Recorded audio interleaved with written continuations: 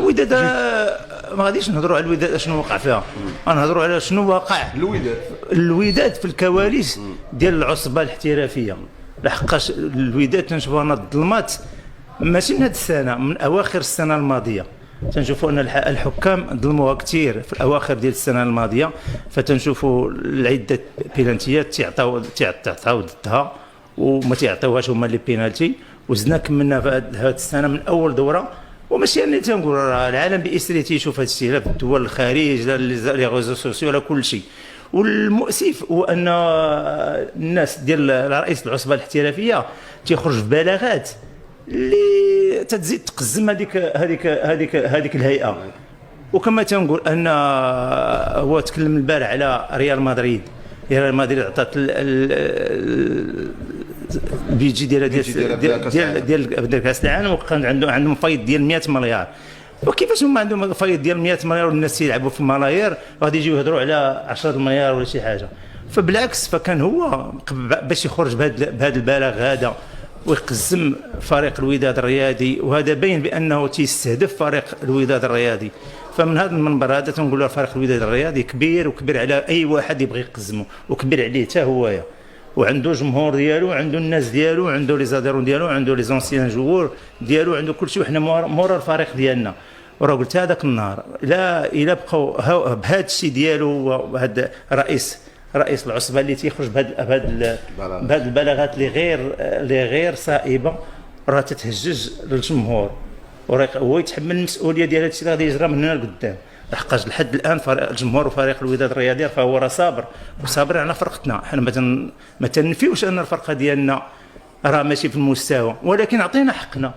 حنا كون كنعطيونا حقنا دابا نكونوا حنا الاولين ولا الثانيين. الكره ما دايراش حنا، حيت بدلنا الفريق ديالنا 90% ولا 99%، فهذا تيبغي شويه ديال الوقت. ولكن انا اللي تنستنكرتها كذلك هو ان الناس ديال المكتب ما تيخرجوش، ما يحركوش الساكن في هذا الشيء.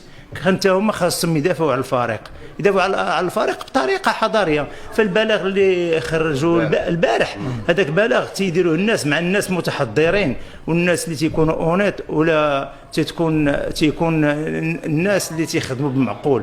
فهذاك البلاغ يقدر يمشي معهم. فهاد الناس اللي كلهم في الكواليس خاص دير لهم بلاغ خرب شديد اللهجه، باش يلاه وقيلا يضربوا لك حساب. لا بقيتي تهضر معهم بهذاك البلاغات هكاك رطبين، فتنظن انهم ما غاديش يتسوقوا لينا. شوف، خاصو يكون بواحد الطريقه اللي غادي تدخل في هذوك الناس، كما هو هذاك رئيس العصبه تيخرج بلاغات تيستهدف فيها فريق الوداد الرياضي، فهم خاصهم يخرجوا بلاغات اشد من هذيك اللهجه اللي خرج بها هو. على مال واش يوقع؟ ما يوقع والو. ولكن هو الدوله تيخرجها في الصفحه الرسميه ديالو، من حقه. وحتى حنا نخرجوها في الصفحه الرسميه ديالو. اش غيقول لك واحد؟ غيقول لك بانه هو تيخرج في الصفحه الرسميه ديالو هو. على مال الوداد دابا ما عندهمش الحق يخرجوا بلاغ ضد هادشي تيجرى والاستنكار في هادشي. فعلى الكره ماشي عليه هو. وعلى الكره حنا مالنا عليه هو. حنا على الكره، على المديريه التحكيم. قال لك مديريه التحكيم مستقله، انت تبان لي ماشي مستقله، غادي باقيين تتحكموا فيها العصبه. لحقاش من تيجي واحد من مديريه التحكيم وتيبرر هذوك الاخطاء بانهم اخطاء ماشي عفويه، راه ما كايناش. واش انت لا ترتقي؟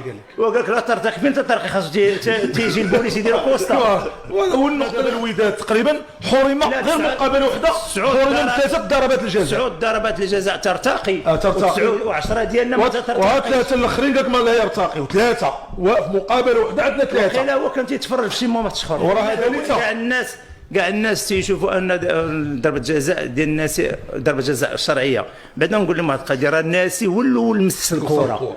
عاد باش جا الديفونسور ضرب اللعاب ومس الكره، تيقول لك لا راه الديفونسور اللي مس الكره الاول، راه الناس اللي مس الكره الاول، هو اللي دفعها، هي اللي تناقشنا فيها. دونك هذاك بيلانتي في لاكروند، راه ما فهمتش انا. ما كانش هذاك بيلانتي ونجمعوا الكره اللي يضرب مايلولا ويدلعها بحال هكا والضربات والديفيات، هذيك اللي ديال اللعاب. الفاندا كاع باينه في الفاندا. لا منين ضربات تغير المسار. الكره فين كانت غاده؟ هذا البوطو، دوك في ديريكسيون البوطو. دوك راه بينالتي صافي. دوك مازال كانت غادا شي ديريكسيون اخرى وتحولات ماشي مشكل، ولكن غادا البوطو الضربات وطلعت باش دار. فريق الوداد الرياضي قادم على كاس العالم، فعوض اللي كل شيء يتعاون معاه باش يمشي ويشرف الكره المغربيه. تنشوف انا كل شيء تيحاربوا، وحتى في المخرج ديال الرياضيه ماشي هاد السنه، سنوات حنا تنهضروا عليه. ما تنعرفوش حنا يكون من الانتماء ديالو منين ما بغى، ولكن هذيك الخدمه خاص تكون العمل عباده، خاص تكون محايد طبيعة الحال.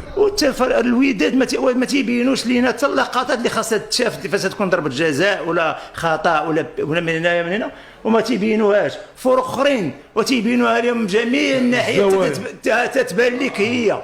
الوداد لا، خاطر ما تيبينوها مره بالزربه باش ما تقدرش تحكم عليها. عرفتي شنو هو؟ واك عمرك شي فار 3 دقائق باش تاخذ اون ديسيزيون، هذوك من تبقى اكثر من 30 سكوند ولا 20 سكوند هي كاين الخوار، وباش تبقى 3 دقائق ومع من تهضر ياك تهضر مع الاربيط، انت الاربيط تهضر مع شنو بيلانتي اش بان لك هذه راه ميم با 40 سكوند هو بارك مراه 3 دقائق وقيله تيعيطوا شي واحد برا باش هو ياخذ ديسيزيون. وهي شوف هذه المنظومه التحكيميه عندنا ماشي تنقول فاسده، ولكن ما مفاهمينش كما قلتي من بعضياتهم وقيله ضعاف. دوك ماشي مشكل نستعنوا بحكام اجانب يتعلموا منهم، وخاصنا الناس اللي يكون عندهم الحكمه ويعرفوا كيفاش يخرجوا في الاعلام، ويعرفوا كيفاش يخرجوا البلاغات ديالهم، ماشي يهجوا الجمهور فاش تنوض شي فتنه في البلاد شكون يكون مسؤول عليها؟ اللاعبين خاصهم يبعدوا من هذا الشيء، اللاعبين خاصهم يدخلوا يلعبوا الكره يديروا اللي عليهم، ولكن العيب على الناس اللي مسؤولين، هما اللي خاصهم يدافعوا على الفرقه ماشي اللاعبين.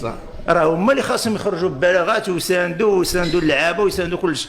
حنا راه مورا المكتب، ولكن راه خاص هو يبين لنا بانه تيدافع على الفرقه ديالنا، خاصهم يدافعوا على الفرقه باي وجه كان وما يخافوش اش غيجرى كاع، يتوقف ما كاين تهضر على حقك. تهضر على حقك. طبيعة الحال. السلام عليكم، لا تنسوا الاعجاب بالفيديو والاشتراك في القناة تشجيعا لنا لنستمر بنشر المزيد إن شاء الله.